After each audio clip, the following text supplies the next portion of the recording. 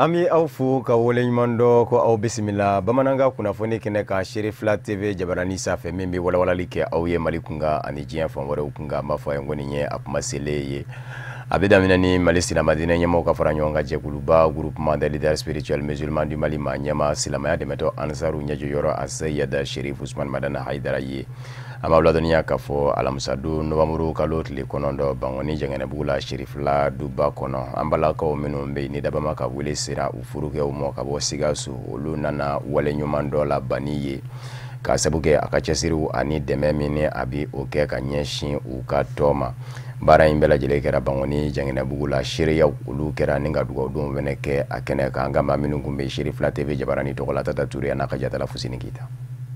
ɲɔgɔn dɛmɛ ani kɛrɛfɛden kɛlɛli kalo wulikajɔ kɔfɛ muso cɛsabagatɔw ka jɛkulu min sigilen do Sikaso u nana bonyamasegin kɛ ka ɲɛsin an fa ani an karamɔgɔ ma Seydi Cherif Usman Madana Haidara ni bonyamasegin gafe dili ye a ma n'a bɛ fɔ a ma ko diplôme d'honneur nin ye wale ɲuman dɔ ye ka ɲɛsin silamɛya dɛmɛtɔ Ansaru ɲɛ jɔyɔrɔ ma Seydi Cherif Usman Madana Haidara ka da a ka yetaw kan ka fara a ye wulikajɔ ani cɛsiri min kɛ ni octobre kalo tile 30 kɔnɔ n'o ye dɛsɛbagatɔw jigi tuguli ye kɛrɛnkɛrɛnnenya la muso cɛsabagatɔw seereya la u ye foli ani tanuni kɛ ka ɲɛsin a ma a ye ŋaniya ɲumanya wale min ta k'olu sɛgɛrɛ ɲɔgɔn dɛmɛ kalo kɔnɔ ni ka sɔrɔ ka laban ka wele bila maliden kelen kelenna bɛɛ lajɛlen ma u ka nin waleya ɲuman ninnu kɛ ladalako ye togoya min na hakili bɛ se ka to muso cɛsabagatɔw la sanga ani wagati ni ka dɛmɛ don u ma an ka bi nali kun tɛ dɔwɛrɛ ye parce que amsadini ye bonya min kanw ye Sikaso kɔnɔ a diyara an ye a bonyana ma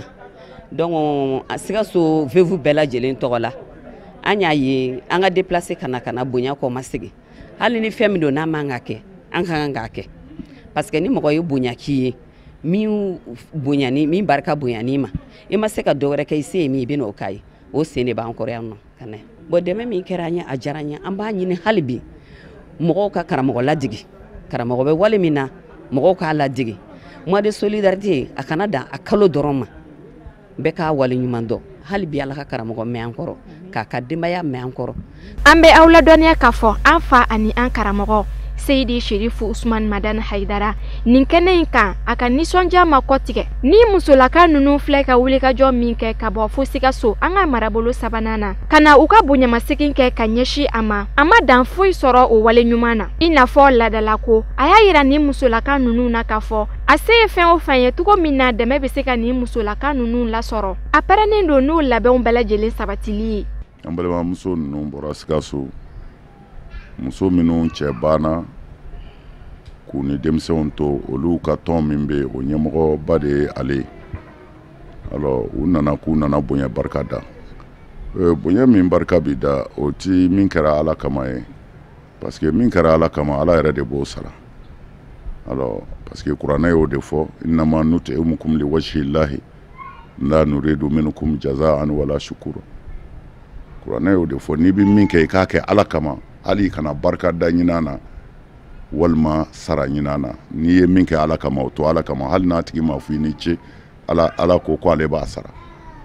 bon mais n'u yɛrɛ sɛgɛn ka bɔ fo Sikaso ka na Bamakɔ o ka jan dɛ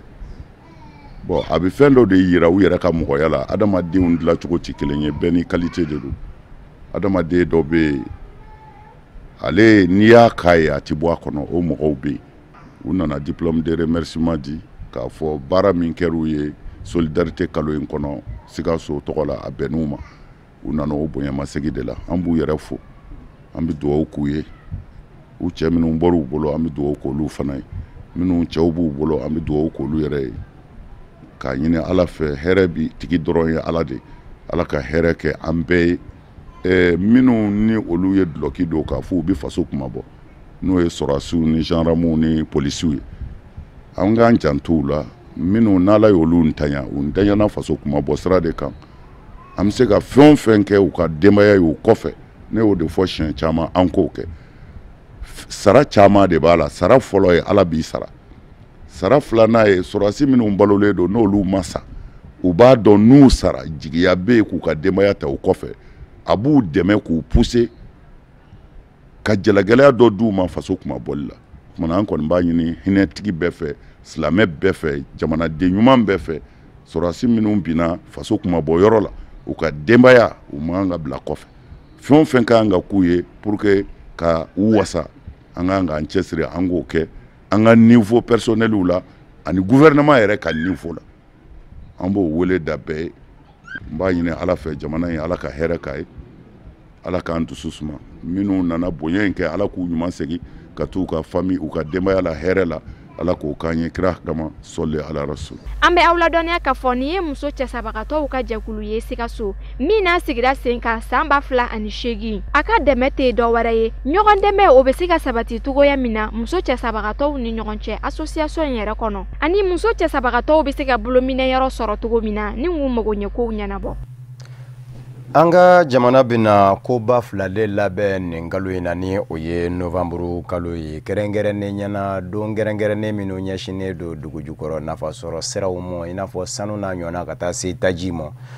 ani bololabaarakɛlaw olu ka diɲɛselekɛnna ni ɲɔgɔn bɛ kɛrɛnkɛrɛnnen ni u ko a ma ko salon international de l'artisanat du Mali nin koba filaw de bɛna labɛn Mali jamana fɛ nin kalo in na ni o ye Novembre kalo ye. O de kosɔn minisiriso min ni o ɲɛsinnen don kɛrɛnkɛrɛnnen ɲɛna bolola baaraw ma ka taa se minisiriso ma minisiriso min ɲɛsinnen don nafa sɔrɔ siraw olu doni ma bala dugu jukɔrɔ nafa sɔrɔ siraw u ye a lajɛ ka labɛn sabati an bɛ aw ladɔnniya k'a fɔ minisiriw ka laadala lajɛ min bɛ kɛ ni o ye conseil des ministres ye o dasira ko in ma o tɛmɛnen kɔfɛ jamana ɲɛmaaso ka babu sendigi o fɛnɛ bɛ kunnafoni di kɛnɛ min sigi sen ka laada ko la ka kunnafoni dilaw wele olu fɛnɛ kumana ko in ka kosɛbɛ bawo jatew bɔn bɛ a ka ka fɔ anw ka jamana dugu jukɔrɔ nafa sɔrɔ sira jamana do sanu o tɛmɛnen kɔfɛ min ye taji fɛnɛ ye a jira an bɛ k'a fɔ taamasiyɛnw na an ye o jamana ba ye o de kosɔn an ka jamana nin don kɛrɛnkɛrɛnnen ninnu ni u k'a ma ko journée minière et pétrolière a bɛna sigi sen kan Novembre kalo tile 21 a n'a tile 22 ka taa se a tile 23 Mali jamana kɔnɔ barisabu ka d'a kan min ye labɛnbaw ye olu de sabati bɛ jamana ɲɛmaaw fɛ kunnafoniw y'a yira k'a fɔ minisiri ka fɔ la minisiri min ɲɛsin bɛ dugu jukɔrɔ nafasɔrɔ siraw ma ni o ye professeur Cɔmɔgɔ Sangare k'a fɔ baara ninnu u bɛna boli fɛn minnu kan a tile damadɔw kɔnɔ ni o ye Novembre kalo tile 21 a tile 22 n'a tile 23 ye o ye ka se ka lajɛ dugu jukɔrɔ nafasɔrɔ sira yɛrɛ a bɔli an ka jamana kɔnɔ fɛɛrɛw minnu bɛ sigi sen kan n'a bɛ se ka kɛ sababu ye ka nafa lase Mali jamana ma da bɛna don o la i n'a fɔ laadalako la fana ni don kɛrɛnkɛrɛnnen bɛ sigi sen kan a y'a baaraw minnu ni olu serilen don dugu jukɔrɔ nafasɔrɔ sira la dakurunya kelen a nafolo bɛ kɛ sababu ye ka magow minnu ɲɛ jamana ye da bɛna don olu bɛɛ lajɛlen la ka walawala a n'a kɛ sababu ye fana cakɛdaw minnu bɛ walikɛlen jɛkulu minnu bɛ an ka jamana kɔnɔ ni olu ɲɛsinnen don dugu jukɔrɔ nafasɔrɔ sira baaraw ma olu ni diɲɛ fan wɛrɛ dugu jukɔrɔ nafasɔrɔ sira cakɛdaw u bɛna lajɛ ka hakili falenfalenw kɛ min bɛ se ka to a ya hakilina ninnu u bɛ se ka fara ɲɔgɔn kan ka kɛ nafaba ye ka dɔntaw ka wuriya a ya olu bɛɛ lajɛlen bɛna sigi sen kan min bɛ se ka to cakɛɲɔgɔnya u bɛ don Mali jamana a dugu jukɔrɔ nafasɔrɔ sira bɔli cakɛdaw ani diɲɛ fan wɛrɛ dugu jukɔrɔ nafasɔrɔ sira bɔli cakɛdaw ni ɲɔgɔn cɛ wa o waati kelen fɛnɛ na a y'a koba filanan min ni da sera o fɛnɛ mɔ sanfɛ ni o ye bolola baarakɛlaw tɔgɔla don kɛrɛnkɛrɛnnen wali kelen salon international de l'artisanat du Mali ni o ye bolola baarakɛlaw olu ka kɛnɛ ye o fɛnɛ bɛ sigi sen kan parc des expositions na Bamakɔ an bɛ aw ladɔnniya k'a fɔ minisiri min ɲɛsin bɛ o ma o ye a jira k'a fɔ nin baara in min a bɛna sigi sen kan a bɛna kɛ sababu ye ka min ye an ka jamana bolola baarakɛlaw ye ka se ka u bɛɛ lajɛlen fara ɲɔgɔn kan tiɲɛ don minisiriso bɛ a labɛn nka minisiriso ni so min kɛmɛ k'i tɛgɛ di ɲɔgɔn ma o ye bolola baarakɛlaw tɔgɔla so ye ni o ye assemblée permanente des chambres des métiers du Mali ye a ko a don fana a denbaya o bɛ maa min bolo Mali jamana ɲɛmaa don El Haji Ibrahim Boubacar Keita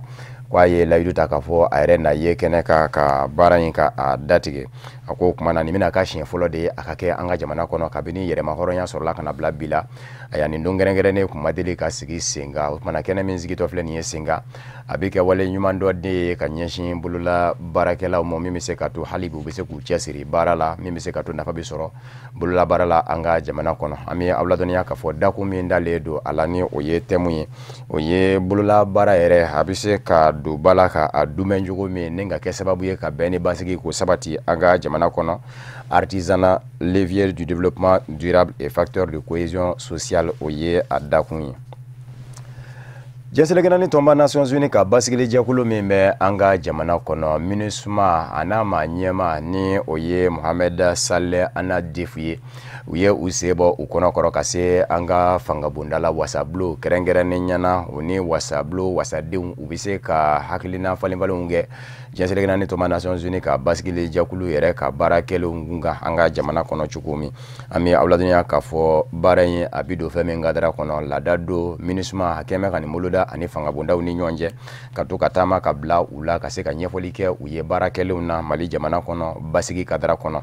An ka jamana wasablo ɲɛma honorable Isaka Sidibe yanni u ni jɛnsɛlɛkɛnani tɔnba Nations Unies ka basigili jɛkulu maaw ka ɲɔgɔn sɔrɔ ka kunnafonidiw daminɛ ɲɔgɔn mɔ. A y'a min ye Isaka Sidibe ye a ye Mohamed Saleh Ana Defu yɛrɛ bisimila u fila kɔni jɛra ka dakuruɲɛ damadɔ kɔni kɛ u yɛrɛ dama ni ɲɔgɔn cɛ ka sɔrɔ ka na ɲɔgɔn sɔrɔ kɛnɛ kan. Mamina ni u ye ɲɔgɔn sɔrɔ kɛnɛ kan an ka jamana wasablo ɲɛma honorable Isaka Sidibe ye a jira k'a fɔ maliden fanba kɔni bɛ jɛnsɛlɛkɛnani tɔnba Nations Unies ka basigili jɛkulu MINUSMA yela min na o ye a ka se ka kɛ kɛlɛbolo ye kɛlɛbolo min bɛ se ka a yɛrɛ lakana kɛlɛbolo min bɛ se ka kɛ sababu ye maa nana masumanenw minnu bɛ ka olu lakana ko a ka baara kan ka bɛn o de ma ka se ka kɛlɛ bi jugu ka kuma bɛɛ ni jugu ko a bɛ a babali a ka baarakɛtaw la a ko nka ko fɛn min tɛ ka faamu o ye de ka fɔ jɛnsɛlɛkɛnani tɔnba Nations Unies ka basigili jɛkulu MINUSMA an ka jamana kɔnɔ jɛnsɛlɛkɛnani setigi jamanaw n'u ka cɛsiriw n'a ta bɛɛ a y'a min ye basigili jɛkulu in ye a yɛrɛ bi dɛsɛ a yɛrɛ lakanani na jango maliden nana masumanenw olu lakanani kuma bɛɛ bamanjiw de bɛ taa dadigi kɛ u la bingali nasiraw kan a ko olu yɔrɔw minnu filɛ nin ye jateminɛ kan ka kɛ olu ka min bɛ se ka to o yɔrɔw bɛ se ka furakɛ jɛnsɛlɛkɛnani tɔnba Nations Unies ka basigili jɛkulu ɲɛma min bɛ an ka jamana kɔnɔ ni ale yɛrɛ de ye jɛnsɛlɛkɛnani tɔnba Nations Unies ɲɛma Antonio Guterres nɔnna bila an ka jamana kɔnɔ Mohamed Saleh Ana Defu cari jamanaden a y'a jira k'a fɔ MINUSMA a bɛ ka cɛsiribaw kɛ kɛrɛnkɛrɛnnen ɲɛna min bɛ se ka to mugu ni kisɛ bɛ se jɔ bɛnkan sɛbɛ a tɛgɛnɔ bilabaw ni ɲɔgɔn cɛ kulu minnu jɛra k'u tɛgɛnɔ bila Algérie sigi senfɛ bɛnkan sɛbɛ la a y'a ko o cɛsiriw bɛ senna kulu marafɛntigiw yɛrɛ dama ni ɲɔgɔn cɛ ka se ka fu siri mugu tali da la o tɛmɛnen kɔfɛ jamana ɲɛmayaso kɛlɛcɛw ni kulu marafɛntigiw fana olu ni ɲɔgɔn cɛ mugu jɔli fana ko o ye MINUSMA a ka cɛsiriw ye a bɛ ka minnu kɛ a da sera fɛn min fɛnɛ mɔ o ye kɛrɛnkɛrɛnnen ɲɛna a y'a jɛkulu min sigilen don sengani a kɛmɛ ka Mali surasiw ni kulu maramafɛntigiw minnu n'an jɛra ka nɛgɛnɔ bila bɛnkan sɛbɛ la ka o jɛkulu sigi ni u k'a ma ko mécanisme opération de coordination MOC ka munumunu kɛ danjɛw la ka se ka maa nana masumanenw lakana ko o jɛkulu sera ka sigi sen ka Gawo ka ban hali n'o y'a sɔrɔla ko gwɛlɛya dɔw yera a sigitɔ la a ko minaka fɛnɛ tamasiyɛnw fɛnɛ bɛ se ka majigi fa k'a fɔ labɛn bɛ ka sabati yen mana mɔku a ka baaraw la ye a ko don nataw la Kidali ani minaka olu mécanisme opérationnel de coordination mɔku fɛnɛ olu bɛ nana sigi sen kan a ko nin bɛɛ lajɛlen baaraw ye MINUSMA bɛ ka minnu kɛ o tɛmɛnen kɔfɛ kulu marafɛntigiw kan ka fara ɲɔgɔn kan kɛnɛ min kan ni o ye site de cantonnement ye ko o labɛn fɛnɛ sabatilen don MINUSMA fɛ fo ka taa se DDR ni o ye désarmement démobilisation réinsertion a y'a maramafɛntigiw ka maramafɛn ka minɛ u la ka lajɛ k'u don murubakala la ni baarada dili ye u mɔ ko o labɛn bɛɛ lajɛlen sabatilen don MINUSMA fɛ k'olu bɛ jateminɛ a ka cɛsiriw la. Danemark jamana ye dɛmɛ kɛ ka ɲɛsin Mali jamana mɔ kɛrɛnkɛrɛnnen ɲɛna mara cɛmabɔli nasira kan minisiriso min ɲɛsinnen don mara cɛmabɔli ma ale ni Danemarkkaw u kɛmɛ ka jɛkulu dɔ sigi min bɛ se ka to dɛmɛ min kɛlen don Danemark jamana fɛ n'a bɛ t'i jɔ sɛfawari miliyari 8 ani kunkanfɛn na min bɛ don sigida ɲɛmayasow yiriwali da fɛ o ko bɛ se boloda cogo min an b'a ladɔnniya k'a fɔ jɛkulu in ye a ka sigi kɛ min senfɛ a ya maa o maa da bɛ a la u bɛɛ lajɛlen jɛra ka hakili jagabɔbaw kɛ min bɛ se ka to mara n'a ma ɲa k'a fɔ ale seginna so ni mara cɛmabɔli ye décentralisation mara bɛ se ka kɛ dugumanaw na maracogo ɲumanw min bɛ se ka to yiriwaw olu bɛ se ka sabati sigidaw la ni o ye kominiw ye o bɛ se ka boloda cogo min u ye caman fɔ ɲɔgɔn ye o la an bɛ aw ladɔnniya k'a fɔ baara bolodalen min bi kɛ sababu ye ka ko in yɛrɛ bɛɛ lajɛlen wale ni u k'a ma ko plan opérationnel pour la période de novembre 2017 à 2018 o tɛ dɔwɛrɛ ye baara dɔ de bolodalen don u kan ka min kɔni kɛ ka se a da la ka daminɛ san 2017 ka taa se san 2018 ma u ye a lajɛ ka dɔ fɔ o fɛnɛ na o tɛmɛnen kɔfɛ siraw minnu bɛ yen nɔ ni olu kan ka minɛ min bɛ se ka to nafolomugu min ni a bɔlen filɛ nin ye Danemark jamana fɛ sɛbɛwari ye miliyari 8 a nafolo bɛ se ka labaara siraw minnu fɛ k'olu bɛɛ lajɛlen ɲɛfɔ ɲɔgɔn ye an bɛ aw ladɔnniya k'a fɔ min ye nin baara bolodalen min ni a dɛmɛ kɛra Danemark jamana fɛ ka ɲɛsin Mali jamana ma a bɛ tali kɛ san 5 de kun kan ka daminɛ san 2017 ka taa kuncɛ san 2021 an ka minisiri min ɲɛsinnen don mara cɛma bɔli ma ale y'a jira k'a fɔ sɛbɛwari miliyari 8 ni kunkanfɛn in dilan bɛ tilan cogo min na o filɛ nin ye a ya min ye sefa wari miliyɔn 500 ani miliyɔn 20 ani miliyɔn 2 o bɛ don minisiriso da fɛ minisiriso min ɲɛsin bɛ mara cɛma bɔli ma olu minnu bɛ yen nɔ ni olu kan ka kɛ sababu ye ka sigida ɲɛmayasow dɛmɛ k'u ka dɔntaw ka wuriya min bɛ se k'a to a ya baara bɛ se ka nɔgɔya u bolo ko sɛbɛwari miliyɔn 500 ani 22 in bɛ don o da fɛ o tɛmɛnen kɔfɛ sɛbɛwari miliyari 7 ani kunkanbɛ tɔ o bɛ ɲɛsin sigida ɲɛmayasow de ma kɛrɛnkɛrɛnnen ɲɛna baaraw minnu boloda bɛ maires ni conseil de cercles ni conseil régionaux la ka se ka min ye o baara bolodalen ninnu musaka ko nɔgɔya ko o sɛbɛwari miliyari 7 ni kunkanbɛ in bɛ sɔrɔ ka don o da fɛ an b'aw ladɔnniya k'a fɔ Danemarkikaw ka maa min bɛ kɛnɛ kan ale y'a jira k'a fɔ Danemark jamana ye nin wari min bɔ a bɔ kun bɛɛ bari sabu ka da ka Danemark jamana bolo min ye décentralisation ye mara cɛma boli a nafa ka bon bɛnkan fanga kɔnɔ Mali jamana bɛnkan fanga kɛrɛnkɛrɛnnen ɲɛna an b'aw ladɔnniya k'a fɔ baara in senfɛ min ye a y'a maaw ye u n'a lajɛ ka bɛn ka dɔ kan ani fɛɛrɛw minnu ni olu kan ka sigi sen kan min bɛ se ka to hali bi a ya mara cɛma bɔli a kokɔrɔma donni fɛɛrɛ ni u kama ko projet d'appui à la décentralisation o fɛɛrɛw ka se ka caman bɔ ɲɔgɔn ye min bɛ se ka to baaraw olu bi nɔgɔya an b'aw ladɔnniya k'a fɔ bi in na minisiriso min ɲɛsinnen don kɛrɛnkɛrɛnnen ɲɛna tunkarankew ka lahalaw ma u kɛn bɛ ka wulikajɔw dabɔ bi ka ɲɛsin mangama jamanaw ma mangan ɲamanaw minnu ni malidenw kɛn bɛ k'u yɛrɛ sɔrɔ deguw kɔnɔ u la Libe jamana kɛrɛnkɛrɛnnen ɲɛna kunnafoniw ye a jira k'a fɔ min ye maliden caman ye olu bɛ Libe jamana kɔnɔ o de kosɔn Modibo Keita pankurunjigi kɛnɛba ka senu aya Novembre kalo tile 9 alamusa tɛmɛnen minisiriso min ɲɛsinnen don tunkarankew olu ka lahalaw ma a n'a cakɛɲɔgɔn organisation internationale de migration OIM ni o ye jɛnsɛrɛgɛ naani tɔnba Nations Unies bolofara min ɲɛsin bɛ tunkarankew ka lahalaw ma u farala ɲɔgɔn kan ka maliden 250 ɲɔgɔn na k'olu ka malilana nɔgɔya k'u bɔ Libi degun na an ka maa minnu kun bɛ kɛnɛ kan pankurunjigi kɛnɛ kan u bisimila yɔrɔ la Abdulkarim Sakɔ ani Samba Tarawele kun don ka fara minisiriso ma ɲɛmɔgɔ ani organisation internationale pour les migrations o fɛnɛ ma ɲɛmɔgɔ olu bɛɛ lajɛlen dafalen kun bɛ a kɛnɛ kan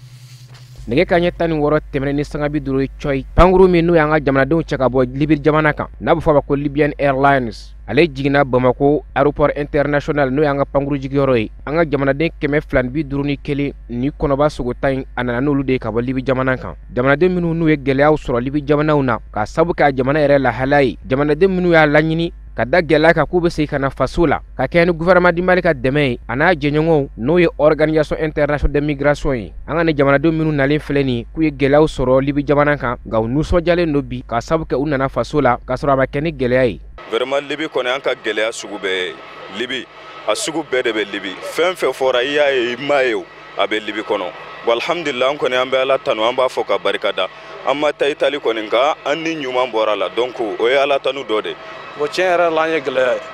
an kun taara mun kama Ala ma nɔgɔya mais alhamdulillah an ɲuman seginna faso la o ye Ala tanuba ye quoi bon tiɲɛ na an kun ma taa Libye sigi kama an kun tɛmɛtɔ don ka taa Itali bon Ala ma sira nɔgɔya a kɛra seginne ye an ka minisiriso min ɲɛsinnen don jamanadenw ka koɲɛ kan minnu bɛ jamana kɔ kan u ka chef de cabinet ale y'u bisimila aéroport la ka fara u jɛɲɔgɔnw kan n'o ye OIM ye a yɛrɛ k'a fɔ gouvernement bɛ fɛɛrɛ bɛɛ lajɛlen tigɛ jamanaden fɛn fɛn bɛ jamana kɔ kan kɛrɛnkɛrɛnnen ma Libye jamana kan n'u bɛ gɛlɛyaw kɔnɔ n'u y'a kanu ka na faso kɔnɔ gouvernement bɛ se bɛɛ lajɛlen kɛ yaasa k'u lana nɔgɔya kɔnɔna na bawo foyi tɛ faso bɔ fɛn min ye OIM ye a ɲɛmɔgɔ y'a jira k'a fɔ olu fɛnɛ nisɔndiyalen don ka gouvernement dɛmɛ nin baara in na bawo nin ye fasoko dɔ ye Mali gouvernement ka wulila ka lɔ ka malien ninnu bɛ situation malien ninnu bɛ situation difficile la k'o jɛmɛ ka segin o y'a jamana na donc OIM ta jɛmɛ kɛla logistique dɔrɔn le ye an ka gouvernement jɛmɛ ka mɔgɔw lasegin Mali la yan. Ministre ka chef de cabinet y'a yira k'a fɔ minnu nalen filɛ ni hakilina sɔrɔla maa min na n'a bɛ fɔ ko projet k'a yira k'a fɔ ne bɛ se ka nin kɛ jamana b'i dɛmɛ tari u ka se ka sabati i bolo. Fɛn fɛn nalen filɛ nin ye mɔgɔ 251 na u bɛɛ tun bɛ kaso de la yen donc u tun bɛ kaso jugu de la yen donc gouvernement ni OIM ani HCR ani Haut Conseil des Maliens de l'extérieur ka base min bɛ pratiquement Tripoli u jɛna ka jɛ ɲini u bɛ minnu bolo u ka se k'u bila cogo min na. Donc an kɛlen k'o yamaruya sɔrɔ u b'u bila cogo min na OIM nana ka na gouvernement dɛmɛ ka avion ni affrété pour que mɔgɔ 250 ni u bɔra kaso la directement ka na aéroport la k'u ta en charge ka na n'u ye Bamako yan bi bi in na. Maintenant, on a la capacité de proposition de projet de sortie, c'est ça. Qu'on propose qu'on propose un partenaire OIM pour que vous financer tout comme ça, ou que c'est que Moussaka sera sur place ici, ou qu'on a tatunga taka fait tout ni. On est en ligne et je pense à mener au bara de Boloda pour que solution ka sera l'immigration irrégulière qu'on a. Ou bisimilalen ko ministre ka lasigiden fɛ pankuru jigi kɛnɛ kan maa 251 u y'u kunda protection civile la u t'a tɔbɔtɔ yen nɔ ka se tile 3 ma sani ka se ka taa denbayaw la. maa minnu ye baara ɲininaw ye olu ka tɔn u kama ko Fédération nationale des demandeurs d'emploi du Mali u ye kunnafoni di kɛnɛ dɔ sigi sen kan ka bɛn ni alamisa novembre kalo tile 9 ye a kɛra denmisɛnninw dɔgɔlaso la maison des jeunes na Bamako hakilina kun tɛ dɔwɛrɛ ye ka se ka min ye denmisɛnninw ye ka bɛɛ lajɛlen bɔ a kalama kɛrɛnkɛrɛnnen ɲɛna denmisɛnw ka baarandanya kunga ani bolola baarako nasiraw bɛɛ lajɛlen an ka maa min kun bɛ a kɛnɛ ka Cherifla TV jabarani tɔgɔ la Amadou Diallo a n'a ka jatala Baba Keita. Farankan jɛkuluba min bilala sen kan Mali denmisɛnninw fɛ minnu bɛ baara ɲini na ni a dayɛlɛnnen bɛ Mali denmisɛnnin bɛɛ lajɛlen ye denmisɛnnin ma bɔ denmisɛnnin na siya ko t'a la diinɛ ko t'a la n'a kun tɛ dɔwɛrɛ ye walasa ka denmisɛnninnaka ninnu k'u kunkilennaw kɛ kelen ye u ka don da kelen fɛ ka bɔ da kelen fɛ walasa u ka laɲini u ka se ka sabati bɛn ani sariya kɔnɔna na. An ka bi lajɛ a kun ye ka Mali den bɛɛ ladɔnniya ani Mali teri bɛɛ ladɔnniya an ka jɛkulu sigili kan ani baara minnu b'an kɔnɔ k'o kɛ ani an bɛ fɛ k'o baara ninnu kɛ cogoya min na an ka bi lajɛ kun y'o ye. Ayiwa i ye min fɔ n'o ye formation côté a ka d'an ye fɔlɔ an ni terɛngamɔgɔw ka baara kɛ mɔgɔ minnu bɛ ekɔliw la yɛrɛ ekɔlidenw ekɔli karamɔgɔw ka ɲininkali k'u fɛ yala kalanko in bɛ cogo di donc n'olu y'u fɛla fɔ an n'a dɔn kalan bɛ yɔrɔ min na an bɛ sɔrɔ ka taa ɲɛ parce que depuis a daminɛra ɲɛmɔgɔw bɛ ka ɲininka mais ekɔlidenw yɛrɛ u ma u ka fɔta caman sɔrɔ donc fo k'u yɛrɛ ɲininka mun bɛ k'a to an ka bi kalanko a gɛlɛyalen n'o ta mun bɛ k'a to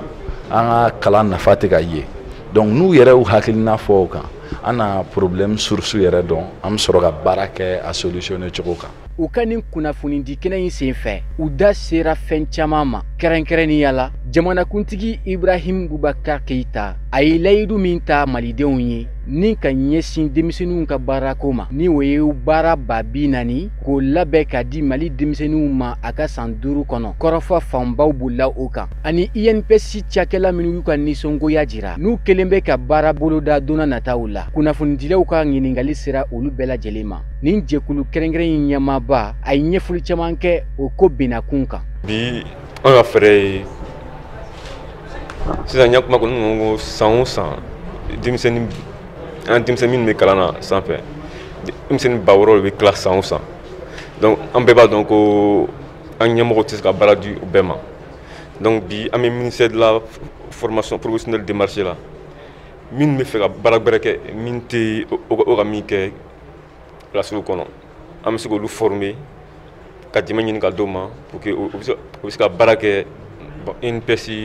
jɛkulu min masila INPS la ne hakili la denmisɛnnin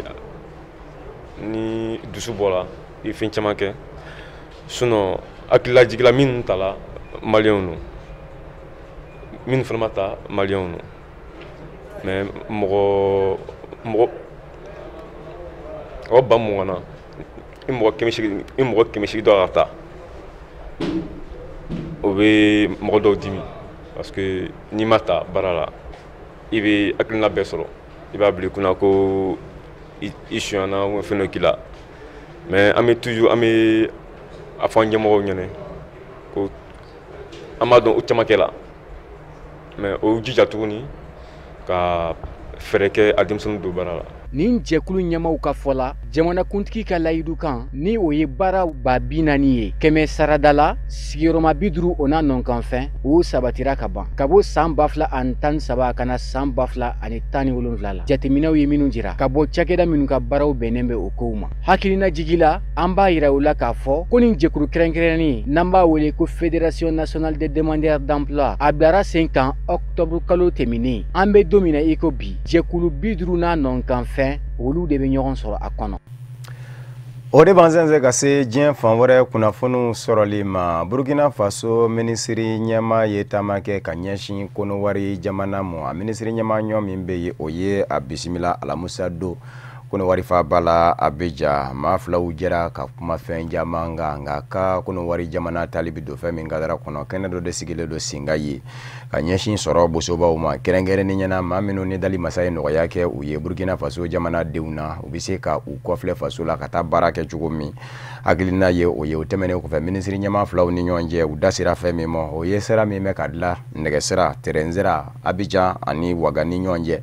aya ni o bi kɛ décembre kalo nata aya ni o bɛna kɛ sababu ye ka nɔgɔyaba don jamana filaw ni ɲɔgɔn cɛ mata Mali la da sera o ma o tɛmɛnen kɔfɛ Konowari jamana kan ka Burkina Faso jamana dɛmɛ ni kuran zeraw minnu ye aya da sera nin bɛɛ lajɛlen ma ka jira k'a fɔ jamana filaw ni ɲɔgɔn cɛ jɛ ye jɛ duman ye nka maa minnu ye jamana filaw ni ɲɔgɔn cɛ jateminɛbaw ye olu dɔw y'a jira k'a fɔ ko in ye tɔ ka jɛ ye bari sabu ka da ka kiiri binna k'u kan i b'a ye k'a fɔ n'a ɲɔgɔnna jɛ dumanba tɛ munna Roch Marc Christian Kabore ale Burkina Faso jamana ɲɛmaa ye wa yan'a ka na maa min kun bɛ yen ni o ye Blaise Compaoré ye Blaise Compaoré ni a juwakɛ bilama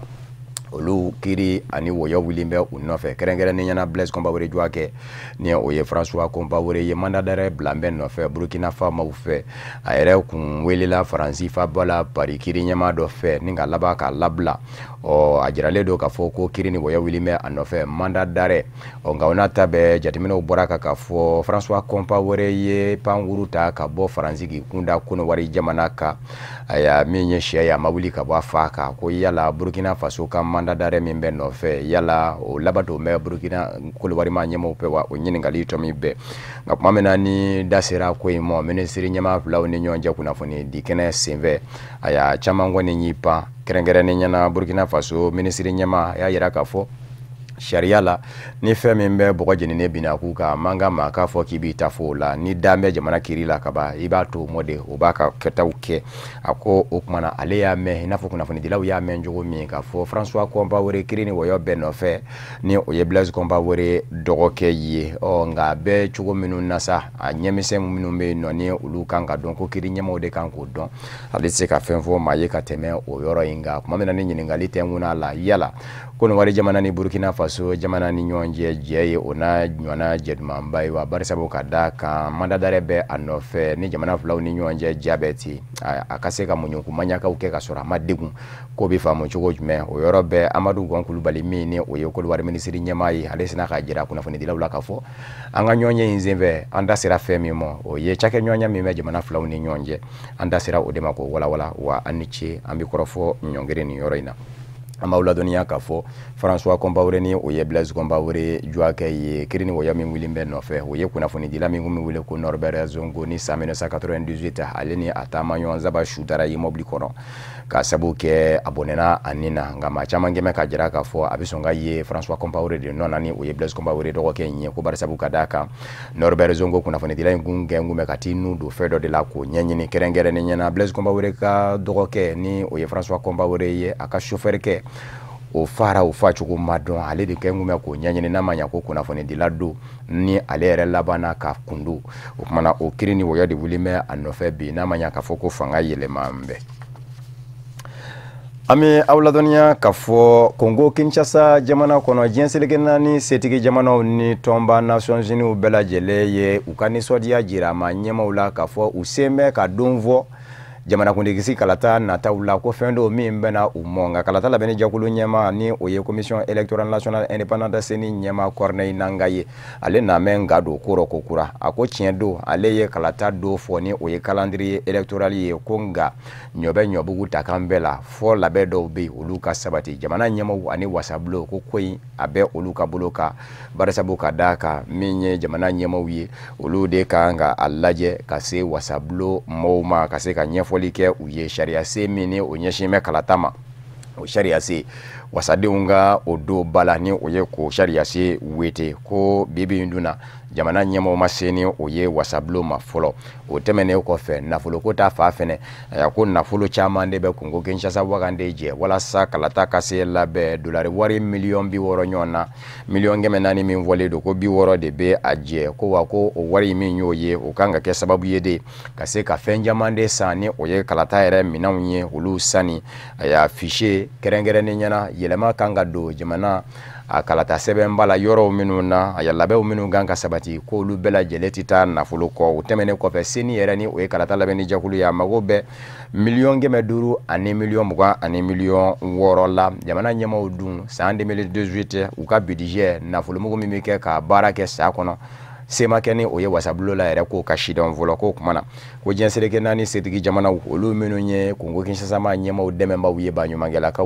ukado ka vokalata ingeli na kebalia afene fado fene sirimbe ula kumana ko bela jeleki lama mimi sikato bara emike nga minye jensere kenani setigi jamana do de ni la sigidendo Kongo Kinshasa jamana kono ko ni ngwani nye suti kala de dato de nyini ndo de dabi de kun ya Kongo Kinshasa ma nyema ufe ni kalata ma ke fenye ka beni wati ko fole ye kwa na foko jensile nani setigi jamana umu seko ke wale kile umu tafake ka bwala ko non de ko ni mase ni mbela jelela Kongo Kinshasa ma nyema mana se banyu mangela ka umo femi ngobe uye okake uye ko onake uye ko ngako ni sema ke umo ko lutise ka foko ubifenge fena utefemindo ama uladonya ka fo Cameroon nemba menye anglais fo mayoro ye dengura na me bangi ngoyo la glikande kabine gendarme sababu bonena unina mo fe menu ma lakodo o yoro be bamenda ere ale de ye anyema ya soye marayin anyema ya sodo ale dugumini abule ko menzama o baba pumanda arabado aya yira ka fo couvre-feu obisigi singa menza ka ufe couvre-feu te dobare wati do de be de no wati ko nzera mashika ni pete kenema la kana tila mo de ko ni bi fa bela jele ko ni mena ni yira kenema o ba jira ka fo iye sigana maye o kuma ni fenyi soro ikanga sigini oye ka damene Novembre kalot le segina kata se fo le muka ani sabama menza ka ufe naganya mugani fla 22h kata se fo 5h du matin fajiri chafuluka muluka ayako mati pete kenema ama bladenya ka fo gendarme la ka uminu bonena unina aya bonena unina maminu ve ubeka nyenyini nga Cameroon jamana nyama ya soka babu sendigi Isa Chiroma Bakari keme ka jira ka fo fa ba utema worowie anglais fo mayoro manunu nde do minu ngale ka do ko Cameroon nga kla ku yereta ka bo Cameroon na bibi ngwani na minye gole ya baye obe Cameroon mbayenve wati ningere ko fe basigula la chama ya jira ka fo Cameroon ma nyama fene kembe ka manda dare fene wili mata ani maduru nyona nofe akona ma nyama ula ya koni usora la ko ukamine adobe Ameriki jamana ukono dobe ya Nigeria jamana ukono do keme ku dogo fanwore ufe jensergena ni sergi jamana uka kiriblo cour penal international CPI ye ajira ka fo ebina ka segeli dayele ka nyeshin Burundi jamana mo Pierre Ngurunziza na ka fanga nga mabe mana uludo ya jira ka fo CPI abisonga gwele ya basoro bara ina bawo wati min voledo ni okunge ngume sababu ye aya ka finya boda de Burundi jamana nyama Pierre Ngurunziza mo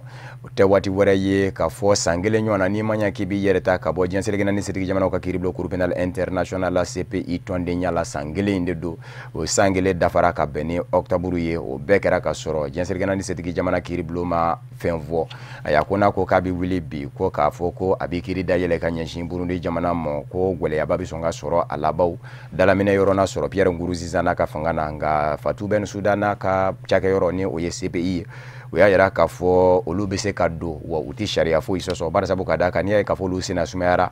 aya udandiga lila ko kunga ko maminu mise ka ke shere wiye kula ko umeka joroni olu niwiye ubise ka lakana chugome olu bela jele bise ka bo Burundi jamana kono ka se ka yoro lakanalen lasoro aya ko o de kunye ko inzina sumaya bibina wulika jode bisonga ke Pierre Nkurunziza na ka fanga no fe Fatou Bensouda na ka chagada fe CPI kerengere ni nyana demiseni minu me ni olu farambe Pierre Nkurunziza ka Burundi jamana kono aya ni emaoma ko ite Pierre Nkurunziza fe ka bone bambla do ikuna demiseni nga jakulu biwele ko inbunira kure olu kuna funu ya jira ka fo fara la police la ka oni surashuka kama chamande bone anina mana menye crime contre l'humanité ko imblambe o minade kono hadamadinya buruja wale ko Pierre Nkurunziza na ka fanga ke na ka ko de buluda o de sega lu de bina dayele sa bachama ya jira ka fo ko imbeso ngapa Burundi jamana kuna CPI fe o ka karaba ko ke bawo kuma dowla ubise ka fo ko ne jamana nyemo bije ka ke kunga ko dana ya batabli CPI ani Pierre Nkurunziza ka fanga ni nyonje ko abise ka sega like jele nyakono Bibina mobe ku yere nyininga Liban jamana ministri nyama Sahada Hariri ni oye ministri nyama koro Rafika Hariri mi mbonena anina ministri nyama yala ode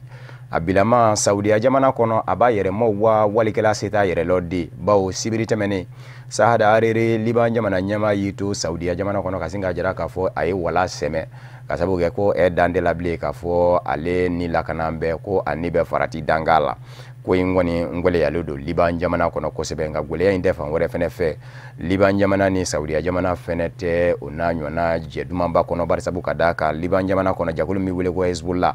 oni Iran de be fangilembe Iran ni Saudi fenete fangilembe okumana Sahada Hariri ale kwani kuna foni kwani mboma na kefa amimve ka se amoka fa arebe farati dangala ko aboneto do anina ukoni ngemeka Libanga chama ngoni ngonogwa akira sababu ye Libama nyemo